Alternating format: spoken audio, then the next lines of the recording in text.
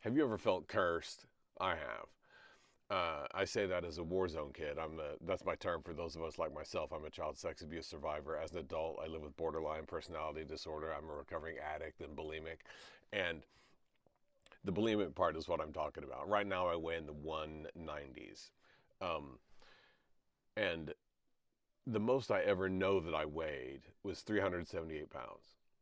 And you tell that to people, and they'll say a lot of nice, encouraging things to you about that. I used to weigh 378. Now I'm in the 180s. Oh, I'm sorry, 190s.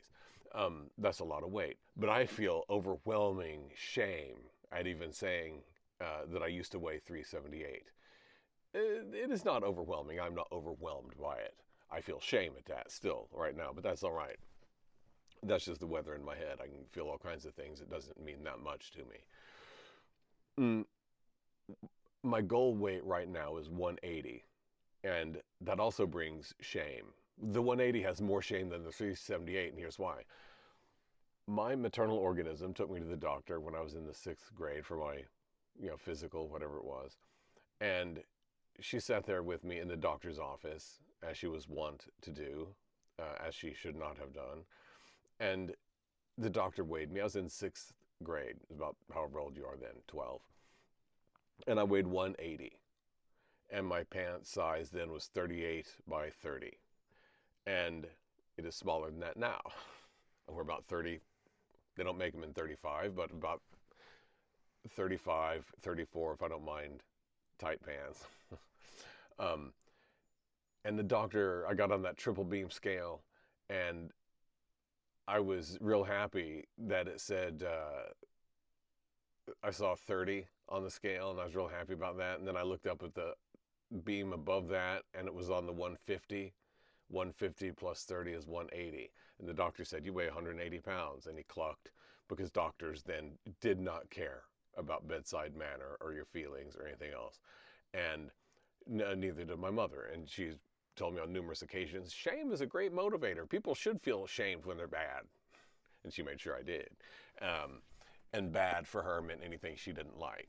So she told the doctor he must have been doing it wrong, because there was no way I weighed that much. And he said, no, that's it. And then she wouldn't make eye contact with me, shunned me, booted me to the far side of the moon in terms of like maternal love and affection.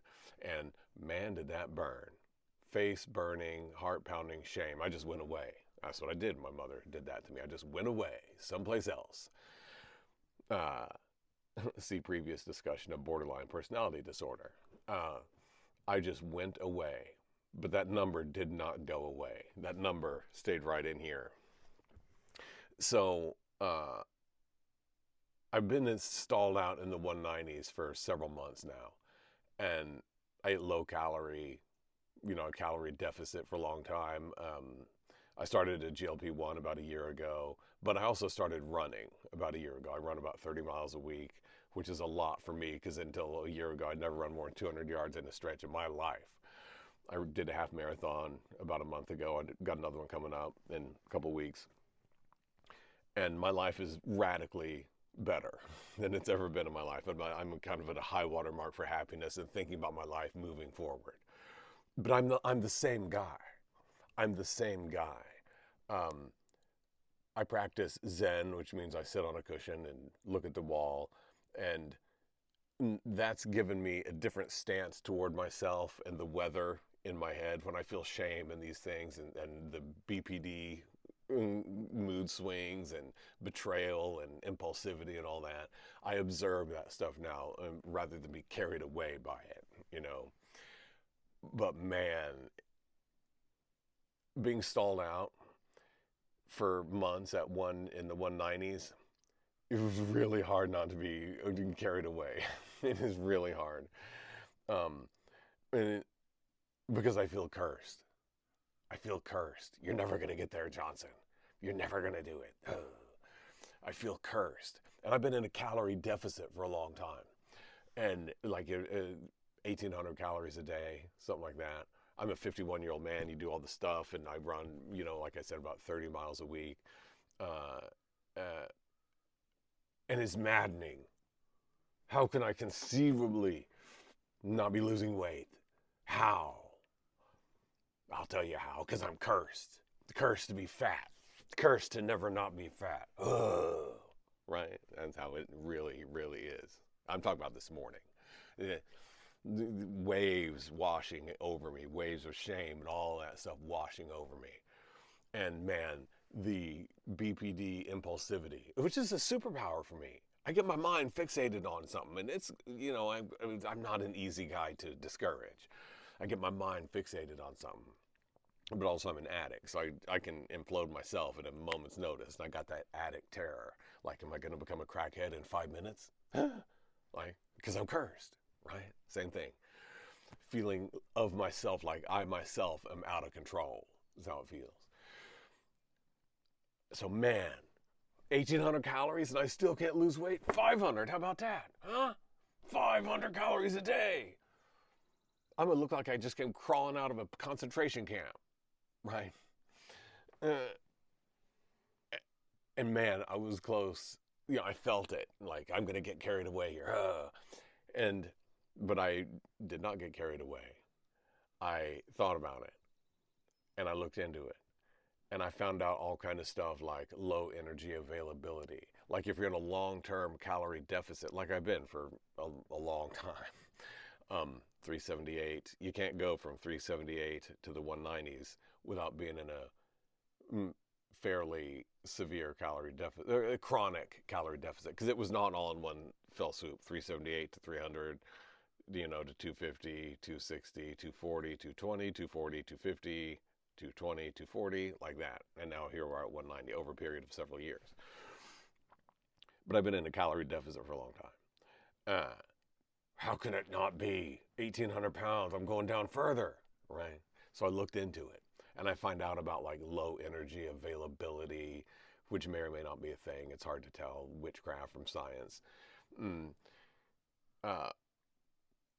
I start learning like, well, no, it's very normal. You can, particularly if you're on a GLP-1, you can lose a lot of weight and then you can like hit this plateau. And so just calm down. This is the rational advice. Like, just calm down. Okay, what's happening is that I'm probably not eating enough calories. I'm running a lot. I'm burning a lot of energy. I'm probably just not eating enough calories. I'm not close enough. My calorie deficit is probably a lot lower than it should be. But the body is a miraculous thing or cursed thing. The body will kind of adjust and get you where you adjust to the new world, which is like we're starving. That's kind of like the world my body's grown accustomed to, probably.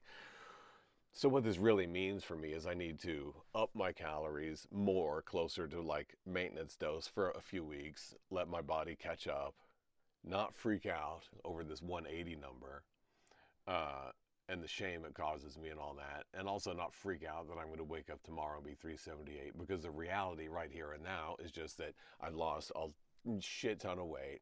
I've lost a lot of weight, and to get the last 20 pounds down, I just need to kind of do it slower, give my body a chance to recuperate. That's rational. And that is actually what I'm doing. I'm more like 2,200, 2,400 calories a day now, for a few weeks, give my body a chance to like stabilize and all that. But man, does it feel like a curse. It feels like a curse. And my whole life I felt cursed. Cursed that everything I tried to do would blow up in my face. Every romance I tried to have would end in fiery betrayal. I would always be a big fat hog. And it was just doomed. It was magic. There is magic in the world. Real magic in terms of transformation in your life. Real alchemy of lead turning into gold. Real alchemy of going from harm to healing. That is real. But the real magic that is really real in the world doesn't involve pixie dust and magic fairies and rubbing a bottle and waiting for a genie to come out. The real magic that really happens in the world, for me, has all happened by setting down my ideas and my feelings that I'm cursed and just looking at the reality of my life here and now. Just looking at the reality of my life here and now. And learning that the black magic in my life comes into play, and the cursing The being cursed comes into play when I believe the ideas in my head, borderline personality disorder. When I believe the ideas in my head, when I believe that I'm cursed. Because if I'm cursed, I'm never going to get to 180. I may as well eat that bucket of peanut butter and that can of Ovaltine and those 2 boxes of Oreos, right? May as well. I'm cursed. Screw it. Who cares? That's magic. That's black magic. Because that takes the reality of my life, which is just me on a Sunday morning talking to you right here and now, being happy that it's cool outside, not hot. That's the reality of my life.